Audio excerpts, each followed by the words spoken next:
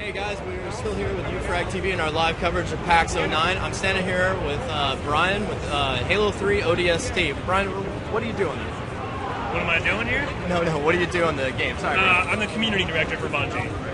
And what does that entail? A whole bunch of stuff, like talking to you here today, but it's really about getting out there and meeting with our fan community, just trying to promote our studio and our games, and getting us ready for our launch on 9/22. 9/22, I'm really looking forward to it. We're almost there. Right.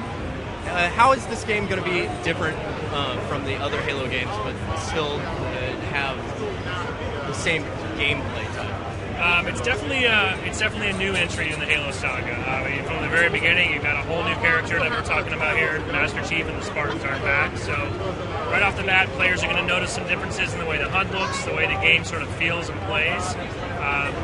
Because we're not playing as a Spartan, your health won't recharge automatically. There's no energy shield, so we've kind of reverted back to the Halo Combat Evolved model. So there is a sort of a more traditional health pack you'll have to find. These ODSTs, they don't dual wheel, they run a little bit slower. But really all it kind of adds up to is a game experience that's a little bit more tense, and you're a little more vulnerable, a little more human.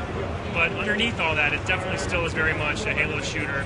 And I think after a few minutes, fans are going to feel right at home. But definitely want to introduce a subtle nuance, a difference to the gameplay that I think just makes you to be a little more careful about charging headfirst into a whole type of covenant. Maybe a pace to be a little more cautious in your approach. It feels pretty similar, but it's still different. Yeah. We're getting a question from the room. They're asking what engine is it on? So ODST is built on top of Halo 3. It's the same underlying tech, which is awesome for us because it means 4-player co-op, save films, the screenshot ability. All those things are still right there from the get-go. But because the engine's already done, we were able to kind of spend a lot more time focusing on art and content and gameplay. So in a lot of ways, I think you'll see that the game looks better than Halo 3, even though it's the same engine. It's really a result of having more time to do really good art and more polish by our team. Yeah, I heard that it's an open world game. Is it going to be? Can you do missions based on when you want to do them, or is it a little bit more linear than that? We kind of refer to it as a hub and spoke model, if you will. So a lot of the game takes place at night. You're the rookie character, this ODST who's been dropped in the city, and you're exploring the city of New Labasa at night. And the premise of the game is really it's a mystery story. You're trying to piece together clues. So what's happened to my squad? What's going on in the city? Because you're all alone. And you explore the city, and there are clues that when you find them will trigger a flashback sequence that allows you to play out a more traditional Halo high-action mission from the perspective of one of your squad mates. So these clues are all around the city, and you can find them in any order you'd like, and each one you find will trigger a mission. So it's more free-form than any of the other Halo games. You're able to explore the city, move around these missions in any order that you like, and eventually you'll keep flashing back, the timelines will converge, and the game will kind of play forward to its conclusion. I heard it described as film noir a good bit. Would you? Yeah, that was the film noir sort of aesthetic and tone and mood was a real big inspiration for the game because this character, the rookie, is very much a detective trying to find, solve this mystery. You have a city, it's dark, it's raining. Film noir was from the very beginning was sort of the grounding principle that all the team, the artists and Artie who writes all the music, everyone can kind of gravitate around that principle to kind of make this game just look and feel very different than the other Halo games. Question from the chat room. They're asking, is it true that maybe you're focusing a lot on the multiplayer and less on the single player?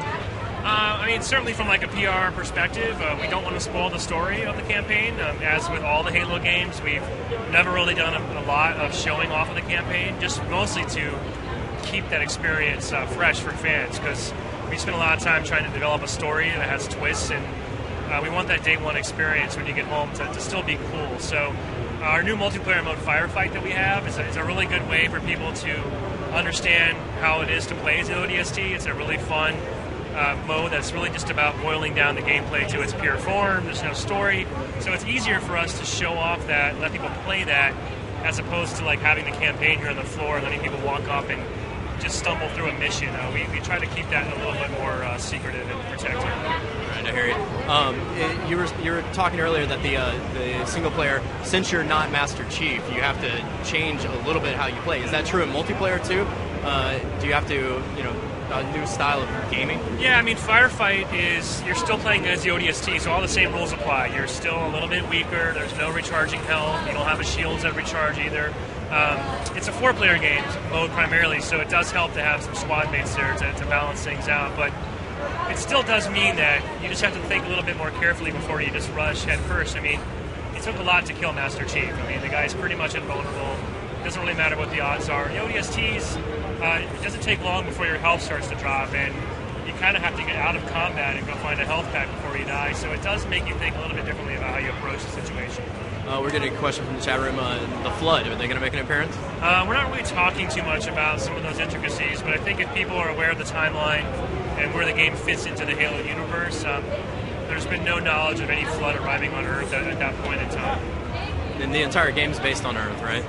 Yeah, it is a self-contained story. We did not want to turn this into sort of the big galactic space opera like the other Halo games. So from the beginning, it was really important to sort of pick this core group of characters, really develop them, and also pick just a really tight-knit story. So the whole game will play out over the span of a couple hours of fictional time, all in one location.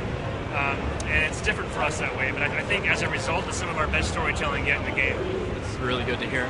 We're getting questions about DLC and maybe upgradable weapons.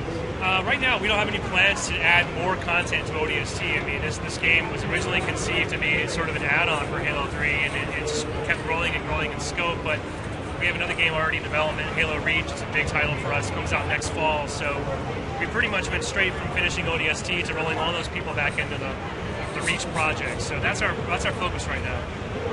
Well, we really do look forward to this game, and the multiplayer on this is still one of the most popular ones. I consider you probably the biggest FPS here right now. We appreciate all your time. Yeah, no problem. Thank you, Brian. And we are going to continue our coverage here with UFrag.com live at PAX09. I'm going to send it back to you, Shane. All right, yeah, so there's the ODST guys. Very secretive, very secretive. You know, they do have playable gameplay here at PAX, so they do have some actual gameplay available, but they're being very, very secretive on why, how, who, what, when, and where. So we're going to try to get some more information from them. We're going to go over to their booth. We're also going to try to see if we can film some stuff at the booth. Who knows? Sounds like they got a lot of secret stuff going on, so they don't want us to film too much, but we'll see. We'll see. All they can do is say no, right? So, guys, that was our ODST interview, which means it is now time for lunch. So.